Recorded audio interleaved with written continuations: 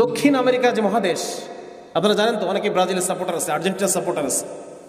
দক্ষিণ আমেরিকা মহাদেশে প্রতি বছর 20 লক্ষ কিশোরী বালিকা তাদেরকে পাচার করা হয় আমেরিকা এবং ইউরোপের পতিতালয়গুলোতে। এলজিবিটি যে আন্দোলন, এই আন্দোলনের ফলে এত নতুন নতুন ধরনের অসুখ পৃথিবীতে আসবে। এই যে কয়েকদিন আগে মাঙ্কি পক্স, এটা কিন্তু সমকামীদের হয়। মোস্ট অফ দ্য পেশেন্টস আর সমকামী এই মাঙ্কি পক্সের। শুনছেন না মাঙ্কি পক্স? এইরকম গোটা গোটা বড় বড় পক্স। অথচ ওরা এই জীবনযাত্রাটাকে সারা পৃথিবীতে ছড়াই দেওয়ার জন্য পাগল হয়ে গেছে না? পাগল হয়ে গেছে এই এই মানে ন্যাক্কারজনক এই গর্হিত অপরাধটাকে অধিকার হিসেবে প্রতিষ্ঠা করার জন্য পাগল হয়ে গেছে। আমাদের সমস্ত কষ্ট, সমস্ত পেরেশানি, সব কিছুর একমাত্র উদ্দেশ্য কি? আল্লাহ খুশি হোক, আল্লাহ খুশি হয়ে যাক, আর কোনো কিছু আমার দরকার নেই। এই সব কিছুই তো সাময়িক পরীক্ষা, ঠিক না? এই সব কিছু আমাকে কিছু সময়ের জন্য দেওয়া হয়েছে, আবার নিয়ে নেওয়া হবে, আবার আমি চলেই যাব এই দুনিয়া ছেড়ে। এই সব কিছুকে রেখে আমাকে যেতেই হবে। সুতরাং এগুলো কোনো কিছুই দিল লাগানোর জন্য না। কি লাগানোর জন্য না? দিল লাগানোর জন্য না। একমাত্র দিল লাগবে কার সাথে? আল্লাহর সাথে। এটা খুব ভালো করে গেঁথে নেই মনের মধ্যে, যে আল্লাহ আমার এই দুনিয়ার, আমি এই দুনিয়াতে ছিলাম না। আমি কোথায় ছিলাম? আমার আব্বা যখন ছোট বয়সে, আমার তখন কোথায় খোঁজ আছে কোনো? এই দুনিয়ার কোনোখানেই আমি তখন নাই। তো এইরকম আমি অস্তিত্ববান ছিলাম না, আপনি আমাকে অস্তিত্বশীল করছেন। আবার একটা দিন আসবে যখন আমি দুনিয়াতে আমাকে আর কোনোখানে খুঁজে পাওয়া যাবে না, কোনোখানেই খুঁজে আমার কোনো ট্রেস পাওয়া যাবে না, এমন একটা দিন আসবে। সুতরাং অস্তিত্বহীন, আবার অস্তিত্বহীন, মাঝখানের কিছুটা সময়, এই সময়টুকু আমার শুধু যেন আল্লাহকে খুশি করার জন্য ব্যয় হয়। প্রত্যেকটা কাজে, প্রত্যেকটা কথায় এই কাজটা করলে কি আমার আল্লাহ খুশি নাকি খুশি না? এই কাজটা করার দ্বারা আমার আল্লাহ কি খুশি নাকি খুশি না? এই কথাটা বলবো আমি, এই কথাটা বললে কি আমার আল্লাহ খুশি হবে নাকি খুশি হবে না? এটা প্রথম প্রথম কষ্ট হয়, কিন্তু আস্তে আস্তে এটা অভ্যাস হয়ে যায়। যে কোনো কথা বলার আগে, আমার শায়েখ বলেন, যে কোনো কথা বলার আগে 1 সেকেন্ডের একটা পজ নেব। ব্রেন খুব সচল, মানে ওই 1 সেকেন্ডের মধ্যে সিদ্ধান্ত নিয়ে নেওয়া যায় যে আমার এই কথাটাকে আল্লাহ খুশি হবে না খুশি হবে না। এটা আজকে থেকে প্র্যাকটিস করেন, সবাই করবেন তো ইনশাল্লাহ।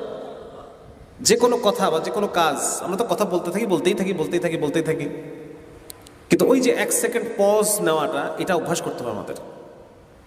এবং ওই 1 সেকেন্ডের মধ্যে আমার চিন্তা এটাই থাকবে যে আল্লাহ খুশি না খুশি না, আল্লাহ খুশি না খুশি না। সাহাবায়ে কেরাম রাদিয়াল্লাহু তাআলা আনহুম, ওনাদের জীবনটা কেমন ছিল? ওনাদের সমস্ত কাজের একমাত্র উদ্দেশ্য ছিল আল্লাহর খুশি। যাদের কথা বলে আমরা গর্ব করি, যাদের কথা বলে বলে আমরা আমাদের অতীত ইতিহাস নিয়ে গর্ব করি, তাদের সবার উদ্দেশ্য ছিল আল্লাহর খুশি। ইব্রাহিম আলাইহিস সালাম সম্পর্কে একটা ঘটনা আছে এরকম, যে মানে এই যে আগুনের মধ্যে ফেলে দেওয়া হলো, আচ্ছা আজান পড়তেছে, সারা পৃথিবীতে ইসলামী রাষ্ট্র কায়েম হয়ে গেল, খেলাফত কায়েম হয়ে গেল, আল্লাহর সাথে আমার সম্পর্ক হইল না, তার কোনো লাভ আছে? সবাই সব পেয়ে গেল, সব হয়ে গেল, শুধু আল্লাহর সাথে আমার, মানে আমার যে সম্পর্কটা আল্লাহর সাথে, ওই সম্পর্কটা আমি বানাইতে পারলাম না। এটা দিয়ে লাভ হলো না, তাই না? ওই যে বলে না যে মিষ্টি, অনেক মিষ্টি, একজন লোক কোনোদিন মিষ্টি খায় নাই, তো সে তো বলেই যাচ্ছে যে হ্যাঁ অনেক মিষ্টি, অনেক মিষ্টি, অনেক মিষ্টি, কি সে খায় নাই কখনো। তাহলে সে কি বুঝতে পারলো জিনিসটা আসলে কি, আসলে কেমন মিষ্টি সেটা? তেজন ভাই, আমার কথা হচ্ছে এটা, যে আল্লাহ রাব্বুল আলামিনের সাথে ব্যক্তিগত সম্পর্ক তৈরি করেন। এটা করা যায়। সম্পর্ক কি? সম্পর্ক মানে ওয়ান ওয়ে সম্পর্ক হয় না, সম্পর্ক কি হয়? 2 ওয়ে। প্রতিটা মুহূর্তে মুহূর্তে আমি অনুভব করতে পারবো যে আল্লাহ আমার সাথে আছেন। হ্যাঁ, এই যে আমরা কত গল্প পড়ি, কত ধরনের কত ঘটনা পড়ি, যে সাহাবায়ে কেরাম রাদিয়াল্লাহু তাআলা তারা পানির ভিতরে ঘোড়া ছুটাই দিচ্ছেন। তারপর হচ্ছে অনেক ধরনের ঘটনা পড়ি না আমরা, যে তারা কত বীরত্ব। জুবাইর ইবনে আওয়াম রাদিয়াল্লাহু তাআলা আনহু যখন শত্রু দলের মধ্যে ঢুকতেন, খালি হাতে খালি গা হয়ে যেতেন, কোনো বর্ম পড়তেন না উনি। ঘোড়ার পিঠে চড়তেন, 2 হাতে 2টা তরবারি নিতেন, আর ঘোরাইতে শত্রুর মধ্যে ঢুকতেন, আবার ওইভাবে শত্রুর মধ্যে থেকে বেরোয় চলে আসতেন। তো এই যে এগুলো সম্ভব কখন হবে? যখন আল্লাহর সাথে আমার সম্পর্ক হবে, ঠিক না? আমি যখন অন্তরে প্রতিটা লোমকূপ থেকে আমি বিশ্বাস করবো যে আমার সাথে আল্লাহ আছে। এটা তখন সম্ভব, আদারওয়াইজ এটা সম্ভব না। আনার পরে তখন যুদ্ধের ময়দানে তখন মনে পড়বে, বাচ্চার চেহারা মনে আসবে, স্ত্রীর চেহারা মনে আসবে। হ্যাঁ, শয়তান তো ওয়াসওয়াসা দেয়, সবচেয়ে বেশি ওয়াসওয়াসা দেয় জিহাদের ময়দানে। এই জন্য যখন আমরা দিনের কোনো কাজ করতে যাব, তখন যে ওয়াসওয়াসাটা আসে, ওইটা ওভারকাম করার একমাত্র উপায় যদি আল্লাহ রাব্বুল আলামিনের সাথে আমার ব্যক্তিগত সম্পর্ক তৈরি হয়। এই জন্য এটা আমি খুব জোর দিতে চাই, যারা দাওয়াতের আপনারা যারা দায়ী হবেন, আপনারা যারা এই উম্মতের মধ্যে দ্বীনি বিপ্লবের চেতনার জন্য কাজ করবেন, ইসলামী শরিয়াকে দুনিয়াতে আবার ফিরে আনার জন্য কাজ করবেন, সবার আগে আপনাদের জন্য প্রয়োজন হবে আল্লাহ রাব্বুল আলামিনের সাথে ব্যক্তিগত সম্পর্ক। এই কথাটা আমাদের ব্র্যাকেটে থেকে যাচ্ছে, আমরা এই কথাটা বলতে পারতেছি না। অনেক কিছু বলতেছি, বুদ্ধিভিত্তিক আলোচনা হচ্ছে, দিক নির্দেশনা আসতেছে, কিন্তু এই কথাগুলো আসতেছে না। এই কথাগুলো আসতে হবে, এই কথাগুলো আলোচনা করতে হবে। আপনার হাত ধরে যে লোকগুলো দ্বীনের পথে আসবে, সবার আগে রাসূলুল্লাহ সাল্লাল্লাহু আলাইহি ওয়াসাল্লাম কি করতেন? সাহাবায়ে কিরামের সাথে আল্লাহর সম্পর্ক করাই দিতেন। সাহাবায়ে কিরামের মধ্যে এত বেশি আল্লাহ তাআলার বরত্বের কথা আলোচনা, এত বেশি উনি আল্লাহ রাসূল করাইতেন।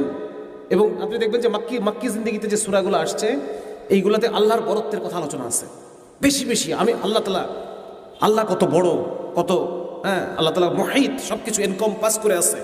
আল্লাহ তাআলা কাদির, আল্লাহ তাআলা সামিউন আলিম, আল্লাহর যত বরত্ব আছে সবকিছু ওই সময়ে বেশি বেশি সূরায় নাজিল হচ্ছে, আল্লাহর পরিচয়।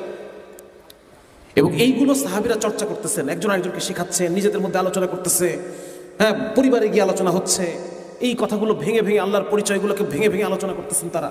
এবং এগুলো করার দ্বারা তাদের অন্তরের মধ্যে কি আসতেছে? আল্লাহর পরিচয়, মারিফাত। কোরআনের মধ্যে আল্লাহ তাআলা বলতেছেন, ওমা খালাকতুল জিন্না ওয়াল ইনসা ইল্লা লিয়াবুদুন। ইবনে আব্বাস রাদিয়াল্লাহু তাআলা লিয়াবুদুনের তাফসীর করতেছেন লিয়ারিফুন, আল্লাহকে চেনা। যাকে চিনবো তার ইবাদত করতে পারবো, তার গোলামি করব। যাকে চিনবো না তার গোলামি করব? যাকে চিনি না তার গোলামি তো করবো না। সুতরাং আল্লাহ রাব্বুল আলামিনের পরিপূর্ণ গোলামির জন্য তাকে পরিপূর্ণ রূপে চেনা দরকার, ঠিক না? চেনা দরকার। এবং এই আল্লাহকে চেনার উপায় হচ্ছে যে কোনো অদৃশ্যের বিষয়, আল্লাহ রাব্বুল আলামিন, জান্নাত, জাহান্নাম, এইগুলোর পরিচয় অন্তরের মধ্যে আনা। আজকে তো আমরা বিভিন্ন বুদ্ধিবৃত্তিকভাবে আল্লাহর পরিমাণ আনতেছি। হ্যাঁ, আমরা বিভিন্ন রকম বিভিন্ন প্রশ্নের উত্তর, সেগুলো সলভ হচ্ছে, সেগুলো নিয়ে আলোচনা হচ্ছে, এটাকে আমরা বুদ্ধিবৃত্তিকতা বলতেছি। কিন্তু ইমানটা যেন এই পর্যায়ে না থাকে, এটা যেন স্বতঃস্ফূর্ত হয়ে যায়। ইমান আর আমি যেন একাকার হয়ে যাই। আমার কথাটা বুঝতে পারতেছেন আপনারা? জটিল মনে হচ্ছে বিষয়টা? মানে ইমান আমার একদম শরীরের প্রতিটা কোষ থেকে ইমান আসবে, শুধু ব্রেন দিয়ে ইমান আসবে না। ইমানটা শুধু ব্রেনে থাকবে না, পুরো শরীরের মধ্যে ইমান চলে আসবে। এই পর্যায় পর্যন্ত আমার ইমানকে নিতে হবে। এই জন্য কি করতে হবে? বেশি বেশি অদৃশ্য যে বিষয়গুলো আছে, আল্লাহ রাব্বুল আলামিন আছেন অদৃশ্য জগতের, হ্যাঁ, তারপর হচ্ছে জান্নাত, জাহান্নাম, কবর, হাসর, মিজান, এই বিষয়গুলো নিয়ে আপনারা যত বেশি আলোচনা করবেন, মুখে আলোচনা করবেন, তত বেশি আপনার ইমানের মধ্যে আপনি একটা কি অনুভব করবেন? আপনি আল্লাহর অস্তিত্বকে অনুভব করবেন, যে আল্লাহ উপস্থিত আছে আমার সাথে। এই ব্যাপারটাকে আমি এভাবে বোঝার চেষ্টা করি। ধরেন আপনি নামাজ পড়তেছেন একটা একাকী রুমে, ওই রুমে যদি আপনার মা ঢুকে খাটে বসে আছে, আপনি কিন্তু মার দিকে তাকাচ্ছেন না, কিন্তু আপনি ফিল করতেছেন যে আপনার সাথে রুমে আরেকজন আছে। এটা অনুভব করা যায় না বিষয়টা?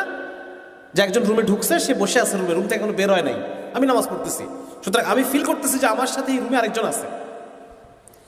আল্লাহ রাব্বুল আলামিনকে ওইভাবে অনুভব করতে হবে, আমাদের প্রতি মুহূর্তে অনুভব করতে হবে যে এখন আল্লাহ মানে একটা অস্বস্তি লাগে, আমি কি যা ইচ্ছা তাই করতে পারি না তখন, ঠিক না? যদি আমি অনুভব করি যে আমার সাথে রুমে আরেকজন আছে, তখন কি আমি যা ইচ্ছা তাই করতে পারবো না। তো আল্লাহ রাব্বুল আলামিনকে ওইভাবে অনুভব করতে হবে যে প্রতি মুহূর্তে মুহূর্তে আমার সাথে আল্লাহ আছে। এবং তখন আল্লাহ, দেখেন, মুসলমান কখনোই আল্লাহ তাআলার সাহায্য ছাড়া বিজয় লাভ করে নাই, কোনো দিনই করে নাই। বদরের যুদ্ধে দেখেন, মুসলমানদের যত যুদ্ধের ইতিহাস আছে সবগুলো দেখেন, মুসলমানরা সংখ্যায় অল্প আর কাফেররা সংখ্যায় অনেক, সংখ্যায় বহু।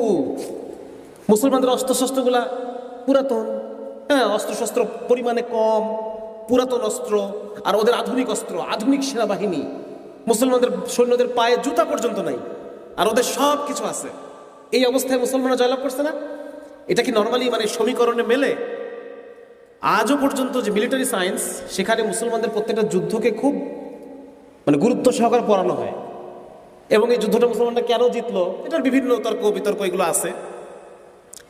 কিন্তু আসলে মুসলমান কেন জিতছে বলেন তো? আল্লাহর সাহায্যে। আর আল্লাহর সাহায্য কি এমনি এমনি আসবে? আজকে আমি যে অবস্থায় আছি, এই অবস্থায় কি আল্লাহর সাহায্য আসবে? আমি আশা করতে পারি আল্লাহর সাহায্য? পারি না। কারণ আল্লাহর সাথে আমার ওই সম্পর্কটা হয় নাই। ওই সম্পর্কটা, আমি আল্লাহকে একটা কথা বললে আল্লাহ যে শুনে ওই জিনিসটা আমাকে দিবে, এই সম্পর্কটাই আমার এখন আল্লাহর সাথে হয় নাই।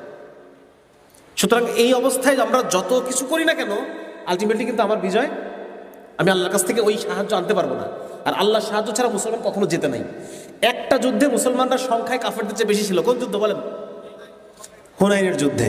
এবং মুসলমানদের মধ্যে এই আলোচনা চলতেছিল যে আজকে তো আমরা জিতবই, আজকে আমরা সংখ্যায় কাফেরদের চেয়ে বেশি। তারপর কি হলো যুদ্ধে? ওই যুদ্ধে মুসলমানরা একদম হারার একদম দৌড় গোড়ায় চলে গেছে, সব পালায় গেছে, ছত্রভঙ্গ হয়ে গেছে। শেষ মুহূর্তে আল্লাহ রাসূল বলছে যে আমি আব্দুল মুত্তালিবের সন্তান। এরপরে সবাই আবার ফেরত আসছে। এবং আল্লাহ কোরআনের মধ্যে বলছেন যে এই কারণে তোমাদের এই বিপর্যয়।